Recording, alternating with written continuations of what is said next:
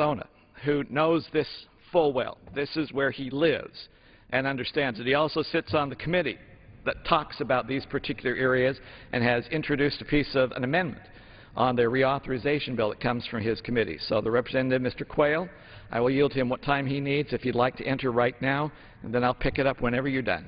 That sounds great. I thank the gentleman for yielding. I really want to thank him for his leadership on this issue and for working with me to put in similar provisions within the Homeland Security reauthorization, which we hope will come to the floor in August, because it's a serious issue.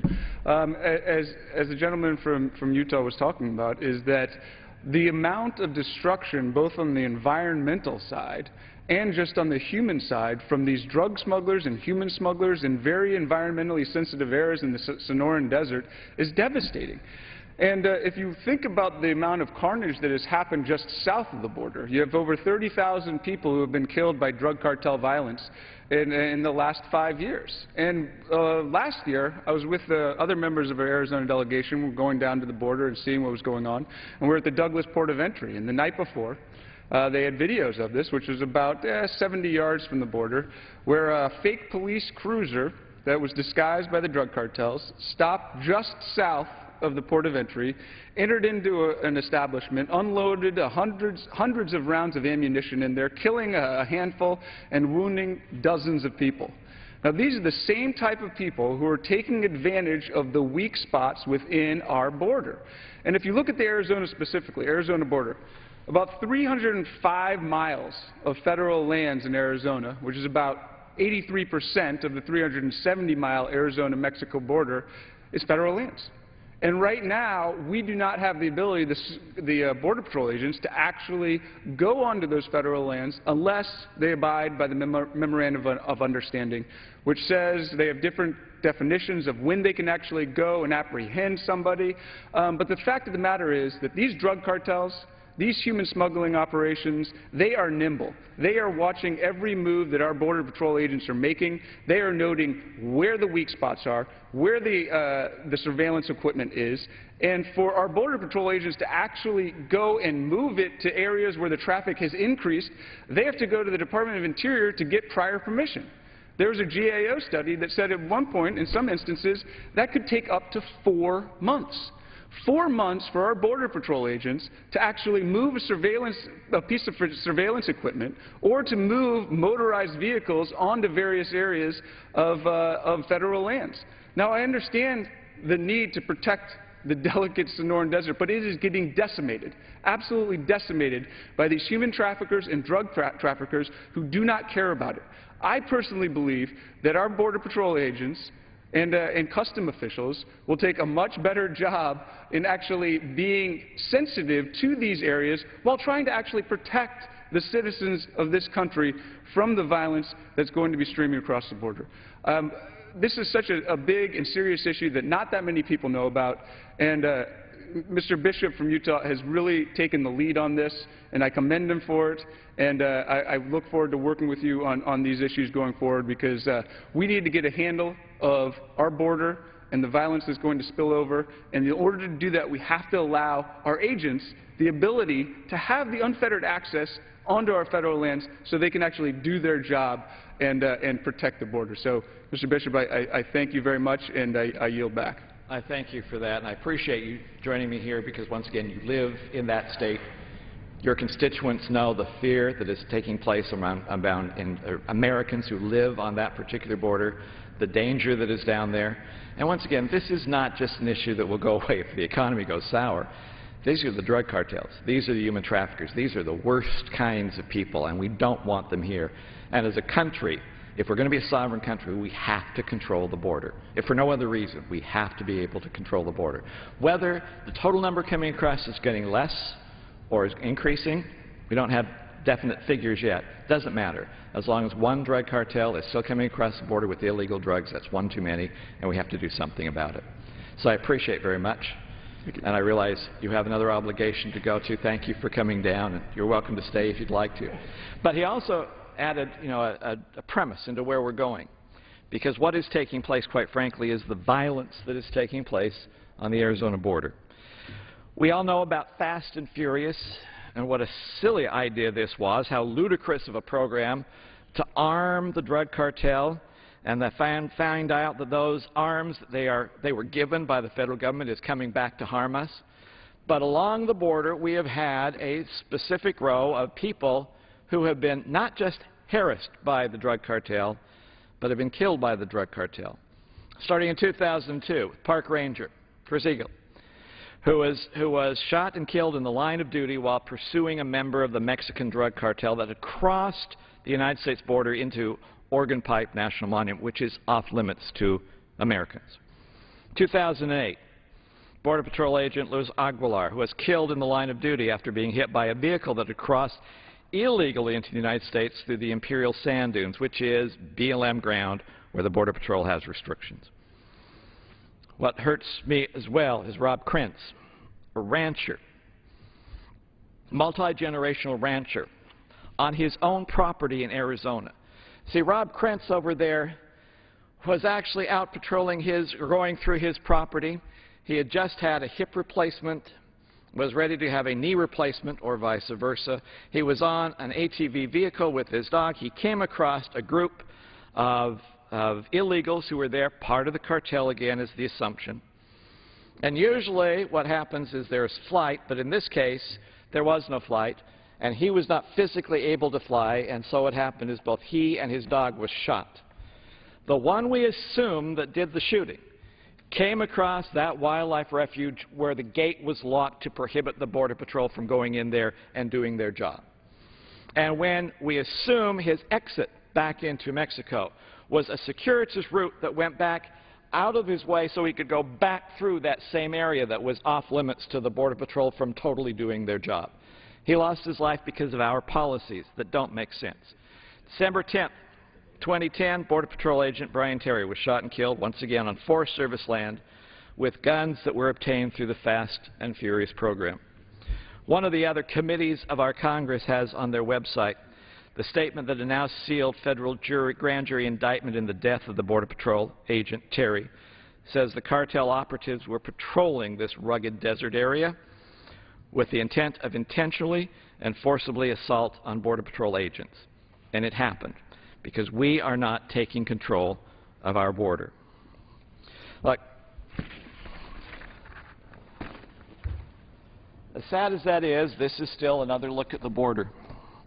It's a unique look at the border because you can see the fence is still running along, and the one road along the fence is still running along. Unfortunately, there's a gap in the fence. That gap is an endangered species habitat right-of-way, so the species can go from one side of the border to the other. Unfortunately, I will tell you that it's not just an endangered species that goes from one side of the border to the other. That is endemic of the situation we have down there where our border policies, our land policies, take precedence over border security. And that is simply what we ought not or should not be doing. Our solution is, I think, very simple.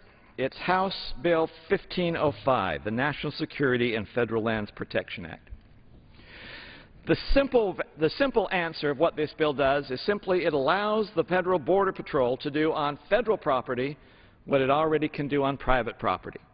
It says our #1 priority should be controlling our borders, to stopping the drugs and the violence that is taking place in Arizona.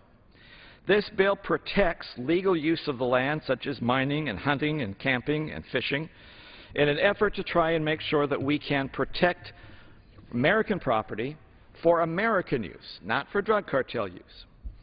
There were simpler versions of this that simply said, oh, well, you can't stop the Border Patrol from doing what they need to do to meet their needs. Unfortunately, some of the administration in these departments laughed at us and said, that's not going to work. You can't tell us what won't happen. So we wrote the bill to be proactive and tell what the Border Patrol can do. It also had to put in there specific, and this is once again from the Department of Interior insisting it, we put down the specific environmental laws that can be abridged only for the purpose of protecting the border. It is the same list that was done about 5 years ago when the Department of Interior insisted that we had, as Congress, we had to list down specific environmental laws that could be broached in order to complete some of the fencing along our southern border. Same rules, same laws, same element. So the Border Patrol can do their job. That's what it simply does. You know, there was one group that was opposed to it because they said, you know, the Border Patrol is found 15 to 20 miles north of the border. Yeah, their jurisdiction is up to 100 miles north of the border. They also said that surveillance data shows that there are nearly 8,000 miles, some estimate of 20,000 miles, of illegal wildcat roads cutting through some of this border area. I want you to know, it is not the Border Patrol, even though this group tried to blame the Border Patrol for these 20,000, if indeed it's that high, miles of illegal roads. They're not the ones creating that. It is the drug cartels that are cutting roads through our habitat, through wilderness areas, so that they can use them for their drug smuggling activities. If you go down there, you can simply see on the ground where these trails are. If you fly above it, you can see where they are. If you go up to the high points, you can see where their nests are. So you can see very clearly and very easily where they have their lookout spots. Actually, I went to one of those. It was just over the border into Mexico. I was actually unimpressed because I found out that amongst the things that they were leaving in the trash behind is they drank only Diet Coke. If they'd done Dr. Pepper, I would have been impressed by their taste, but it was only Diet Coke. I have also heard all sorts of rumors about what we are trying to do with this bill, trying to make sure that this border is secure so Americans can go back into American property and be secure. I have heard rumors that we are trying to limit public access. That's not true. What we are trying to do is make public access safe. That's the job of the government, is to make our borders secure. I have been told that this is a simple land grab. We are trying, some groups out there who simply don't understand what's going on try to label this as a giant land grab. I don't know how you can call it a land grab when the federal government is simply trying to allow the Border Patrol to do its job on federal land. We're not expending any more power or opportunity to the Border Patrol. We're simply saying federal land should not stop them from doing their job. There are some that will simply say, well, if we ignore this, it will simply go away. This problem is not going to go away. It is too deep. It is too severe to simply go away. There was one last reason why this approach is extremely important. As I said at the very beginning, almost every town hall meeting I have, and I'm saying this in conclusion, as I said in the beginning, almost every town hall meeting that I have, they talk about immigration. Immigration issues are complex. Sometimes they're going to be complicated and will require compromise and consideration. And right now out there, there's a great deal of anger and anxiety in a lot of people simply because we are not controlling our borders and American lands are not safe and there is too much violence taking place. And it's simply wrong to prohibit our Border Patrol in favor of allowing the drug cartels and those doing human trafficking to have free access into this country.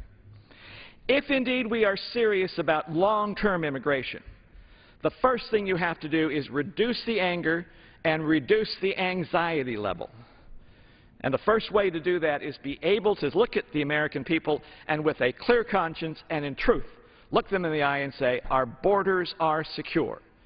We control who comes into this country and who does not come into this country because that is what a sovereign nation does. Our hope is that we can pass this bill and take the first step to controlling the border, which is simply to allow the Border Patrol access to where the Border Patrol needs to be, to give them the same opportunity on public lands that they have on private lands. Because it is very clear, Border Patrol knows what they are doing. They are doing a good job.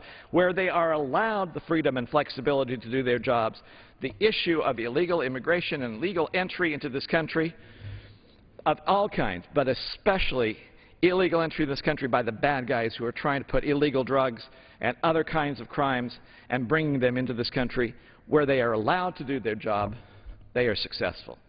What we have to do is now look on federal property where the federal rules prohibit the Border Patrol from doing their property and change that. Simply allow them to do their job. House Bill 1505 does that. And until we do that, we will never move forward into a larger solution to our immigration problem, and we will continue to have illegal drugs and other kinds of crimes against humanity taking place on American soil, and it will not stop. That's why this bill is so important. And with that, Mr. Speaker, with gratitude for allowing me this moment to go through this particular issue, I will yield back the remainder of my time. The gentleman yields back. Under the Speaker's announced policy of January 5th, 2011, the Chair recognizes the gentleman from Texas, Mr. Gohmert, for 30 minutes.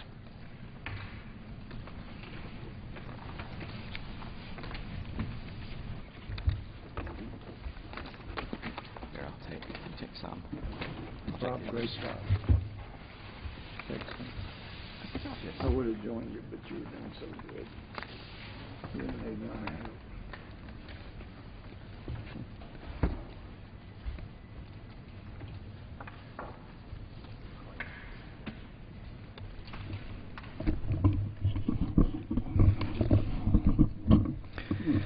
Well, thank you, Mr. Speaker.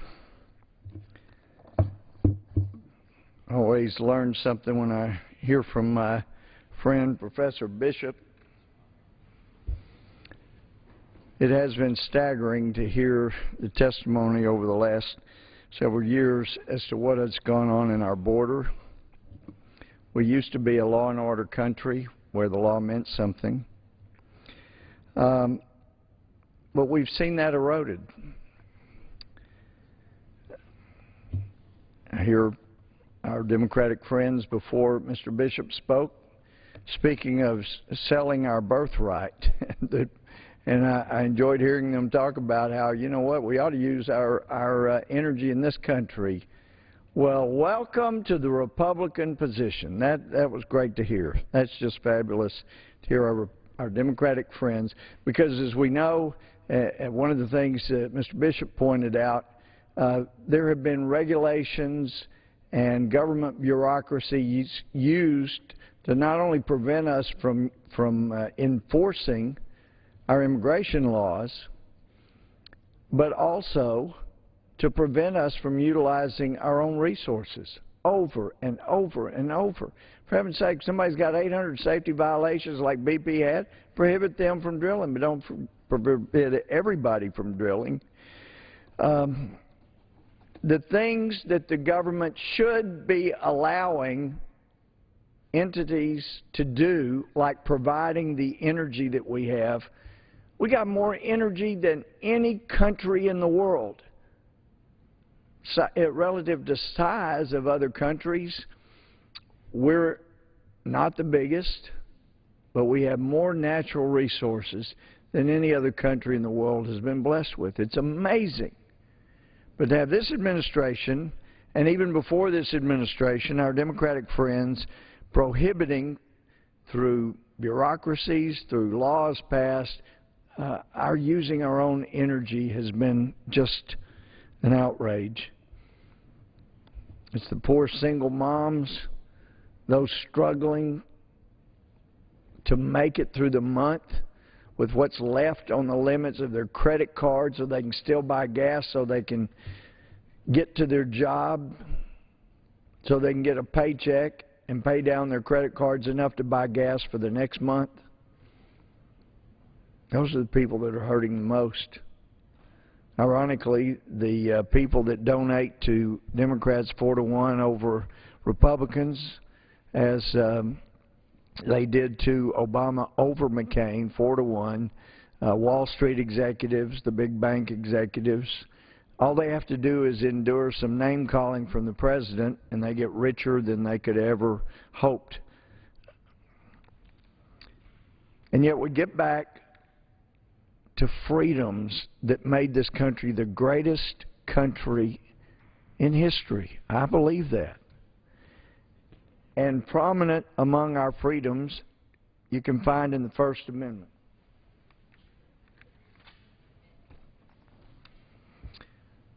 Congress doesn't say states can't, but because there were some states that required religious tests, but Congress shall make no law respecting an establishment of religion or prohibiting the free exercise thereof. There's no mention of separation of church and state.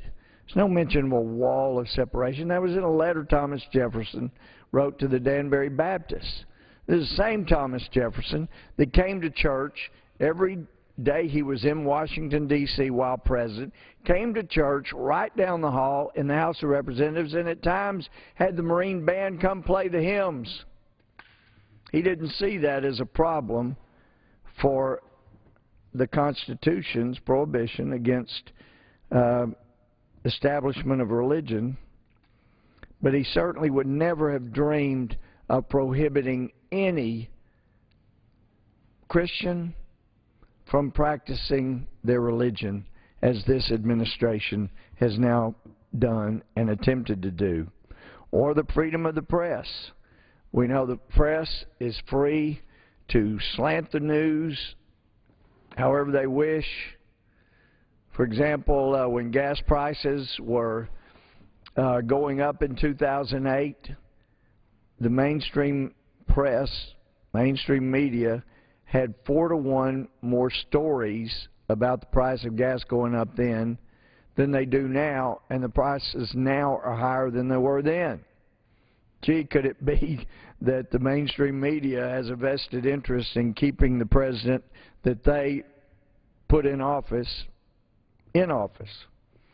keeping him there? But they've got that freedom of the press. They can keep slanting their stories as they wish. Or the right of the people to peaceably assemble, or peaceable to assemble, and to petition the government for a redress of grievances. First Amendment, that's it. Well, there is a great big grievance that a majority of Americans have, and it's with the President's health care bill. This is front and back. It's very thin paper, so you could get all the pages, all of the President's Obamacare in here. This says 2,407 pages. And there you are, the President's health care bill.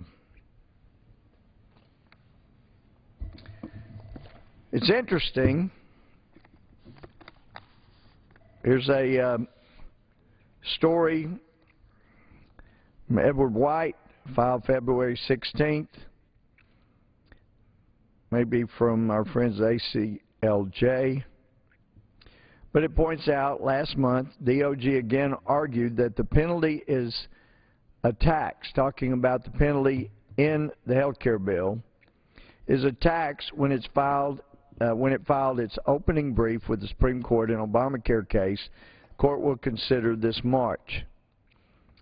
Well, we know February 16th, in response to a question from the great Representative Scott Garrett of New Jersey, he asked Director Zients whether the individual mandate penalty for failing to buy health care is a tax. Zients answered that it is not a tax. Today,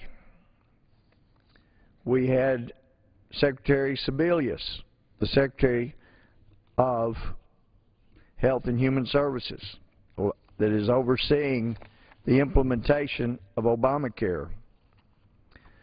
Secretary Sebelius also indicated it's not a tax.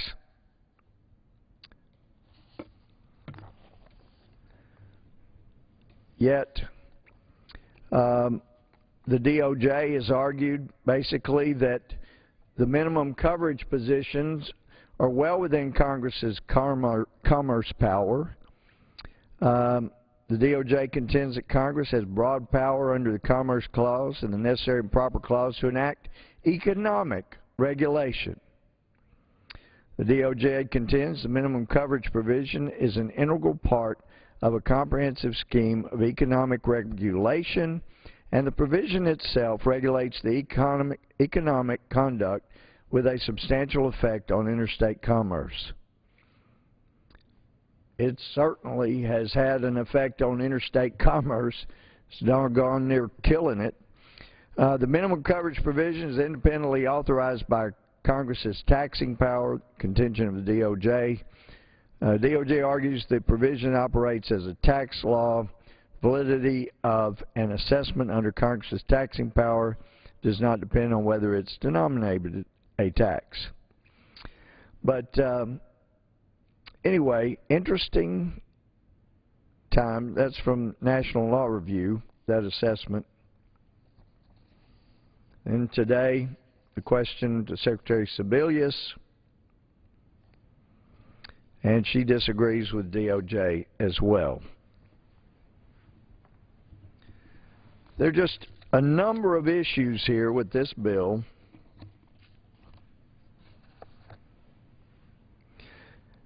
And the recent demand by the administration that the Catholic Church, Catholic hospitals, provide free contraceptives was not about contraceptives. Anybody needs contraceptives can get them.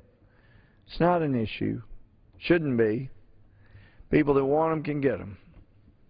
It's not an issue, although some are trying to make it out to be.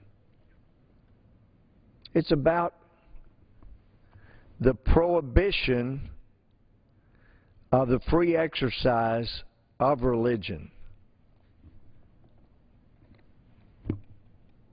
Incredible that a White House would decide that they get to tell the Catholic Church which parts of their religious beliefs that this White House will allow them to practice.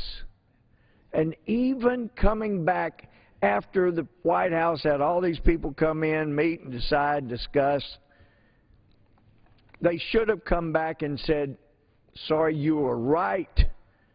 We never intended to indicate we had the power to tell you you could not practice your religious beliefs. It's not what the White House came back and said. The White House came back and said, in effect, well, we still obviously have the power to tell you what parts of your religion you cannot practice.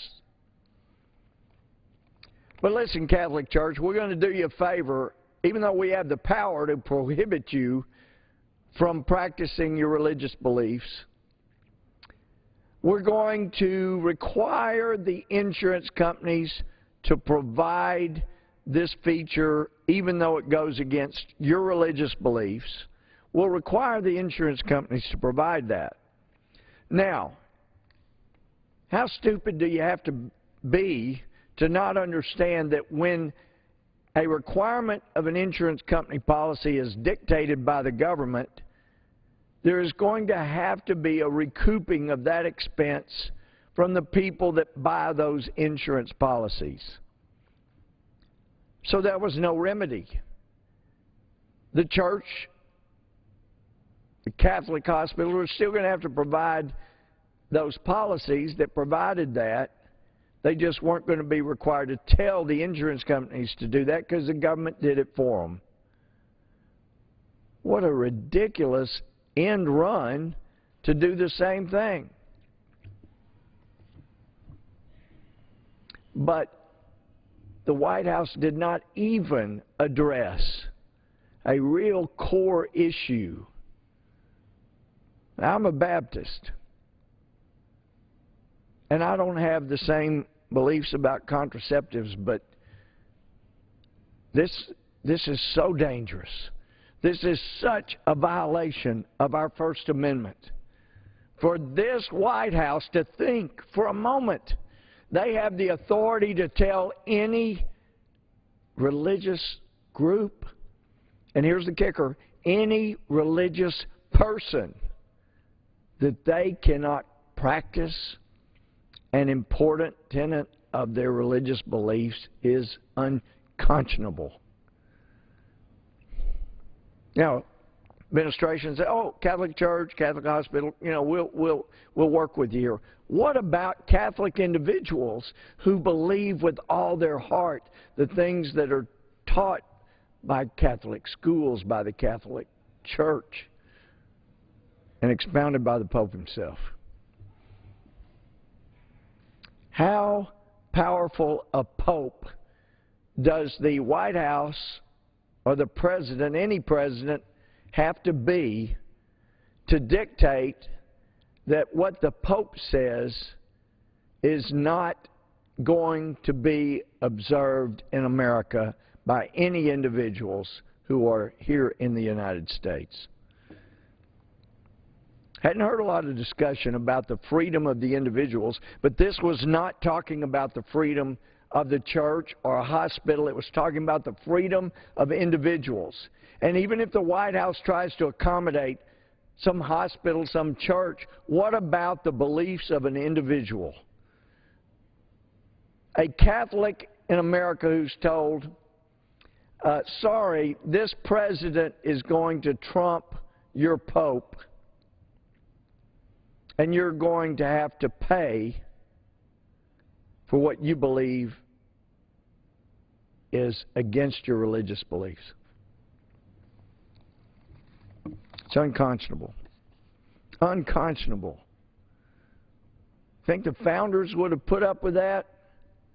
As Dennis Miller said, you know, they were willing to go to war and die and risk everything over a tax on their breakfast drink. You think they wouldn't be willing to fight for their right to practice their religious beliefs? Good grief, they came. So many of the early settlers came here to get away from the prejudice and discrimination against Christian beliefs. Protestants, Catholics, they came to America hoping to have freedom of worship. It's been interesting to hear in Israel that the Muslims who are most free to practice their Islamic beliefs as they feel led to are actually in Israel. Because depending on which administration is in charge in Iran, Syria, Egypt, wherever, you better not get too far afield from what the administration of that country believes. Here in America, people are free to practice Islam, Christianity, Buddhism, Hinduism, atheism, so long as it does not threaten this nation as a whole. You know, we were told by the President there was no chance any federal money would ever go for abortion. And some of our friends actually bought into that representation. Turns out it wasn't true. Some of us tried to explain back then. You can't bind with an executive order what the law says specifically. It sets out requirements for health care providers, clinics, insurance policies, and there are those that will provide abortions, and ultimately there will be tax dollars, since dollars are fungible, that will be used for abortions under Obamacare. We keep coming back to this. If Obamacare is constitutional and the mandates in Obamacare are constitutional, there is nothing the federal government cannot dictate. As I've said from here many times, this Obamacare, 2,407 pages, was about the GRE. That's what it's all about. This bill is about the GRE, the government running everything. Because if the government has the right to control everyone's health care in America, they do have the right then to tell your children what they can or can't eat, to tell your children that their parents or parent is not fit because they don't know how to feed a child, because it disagrees with what the government says. They have the right to tell you what you can put in a vending machine. They have a right to tell you whether or not you're exercising enough. They have a right to tell you you use too much butter when you should have used something else. in cooking. They have a right to do that if they have a right to control your health care. If this is constitutional, the government has a right to tell every Supreme Court justice how they can live. And if any Supreme Court justice thinks they'll be immune from this government telling them how they can live, what they can eat, what they can do, what they cannot do, then they are amusing themselves frivolously, because that day will be coming. And sure, this administration knows they stacked the deck with Justice Kagan. Of course, anybody that send an email all excited about having the votes to pass Obamacare, how wonderful that is, just amazing. We keep wondering how many emails have not been provided.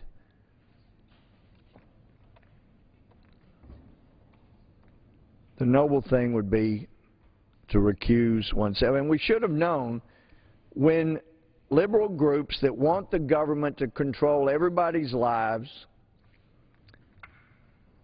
were so adamant throwing stones at Justice Thomas, it was clear we've seen this method before. What that means is they were nervous about somebody else who was a shoo-in to vote for the president's bill to have that issue raised about them. That's the way they always do.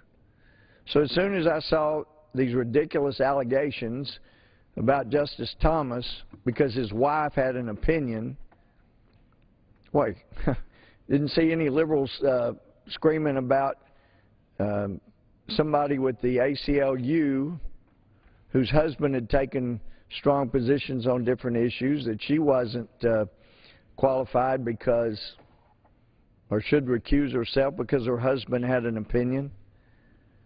But some of these same liberals, so-called, took that position. Gee, if Clarence Thomas's wife has a position, he must be disqualified. The hypocrisy goes on and on. Hopefully Justice Kagan will tell us all of the emails, allow us to see all of the emails that were sent, all of the consultations in which she was a part. Then we'll see the truth.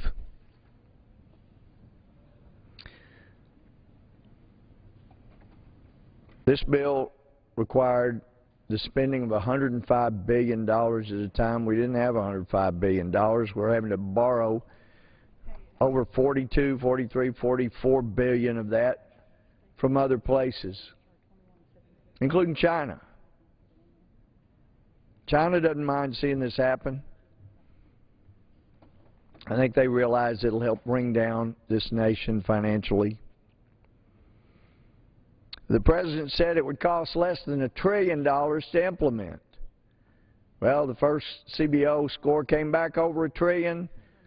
Director of CBO called over the White House. He comes back, says, you know, it's more like $800 billion. Then once it gets in place, says, you know what, we had a mathematical error or two. It's actually over $1 trillion. That's why CBO deserves to have a plus or minus error, margin of error of 25%, plus or minus. We keep coming back to this one thing. This bill is not nearly as much about health care as it is the government running everything, running individual lives. Sam Adams, John Adams, Thomas Jefferson, those who gave their lives for our freedoms would never have stood for this. The government running everything. But it's true, if the government can do this, if the federal government can do this, there is nothing that is closed to the government's direction and law. If the government has the right to direct everyone's health care, then this opens the bedroom to federal government jurisdiction like nothing ever has. Not immediately, but eventually. Is that what people want? You want the federal government being able to say, this practice is okay, this one in the bedroom is not okay? Because, see, we're in charge of your health care, and we've seen that it ends up costing more if you do this, that, or the other. So we're going to prohibit that. If they can direct against someone's religious beliefs, certain bedroom practices be allowed, they can direct which ones can't be. You can direct what the Catholic Church or Catholic individual has to provide or pay for. They can sure tell them what they can't engage in as well. This opens a door to the government's running everything like never before. This month marks 2 years it's been passed against the will of the American people, against the will of most state legislatures, against the Constitution. Is it a tax? Is it not a tax? It appears this administration will say whatever it has to say to try to get this held as constitutional.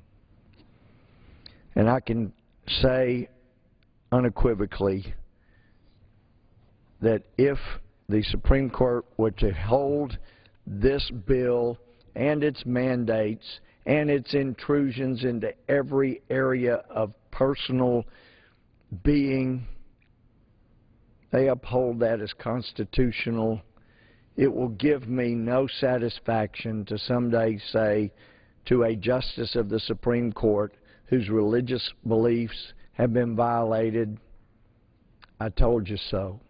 None. It will break many of our hearts that there was such blindness.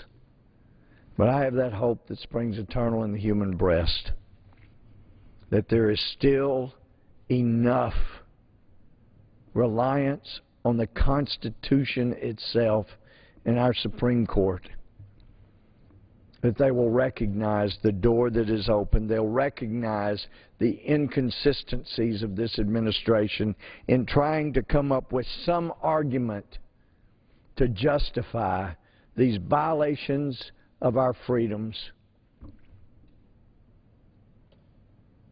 Some say, well, states require you to have auto insurance. That's only if you're going to drive on their roads. If you're going to participate in that privilege, then yes. But nobody was required to have auto insurance if they're not going to drive a car on their highways. And in fact, the only insurance that's been required by any state mandatorily is insurance to cover someone else who might be harmed by an individual's driving and harming them. I don't know of a state that requires insurance on an individual hurting themselves while they're driving. Only liability. Now, we do have the problem in Massachusetts, where Massachusetts basically had a mandate. Other than that mandate in Massachusetts, no state has ever been able or even thought of or tried to require the purchase of a product.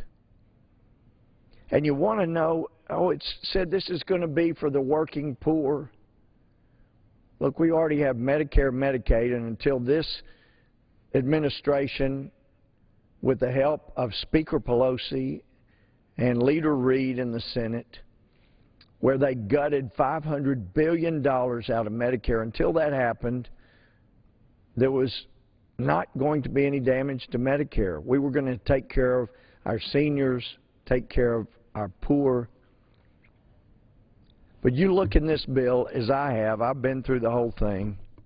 You go through here and you find out if you are just above the poverty line, you're working, you're doing everything you can to get by, to make it with your family. But you can't afford as good of insurance policy as is mandated by the federal government. This administration wants you to have an additional tax on your income, as if that's going to help. This hurts the working poor. It devastates Medicare by pitting people against our seniors, taking $500 billion away from Medicare. It's time for America to rise up again and make clear this is unconstitutional, and I think even the Supreme Court would hear that when Americans rise up and say, you're not governing every aspect of my personal life like this opens the door to doing. And with that, Mr. Speaker, I yield back. The gentleman yields back. The gentleman have a motion? This time I move that we do now hereby adjourn. The question is on the motion to adjourn. Those in favor say aye. Aye. Those opposed, no. The ayes have it. The motion is adopted. Accordingly, the House stands adjourned until 10 a.m. tomorrow morning for our debate. The House today passed a bill that would eliminate and repeal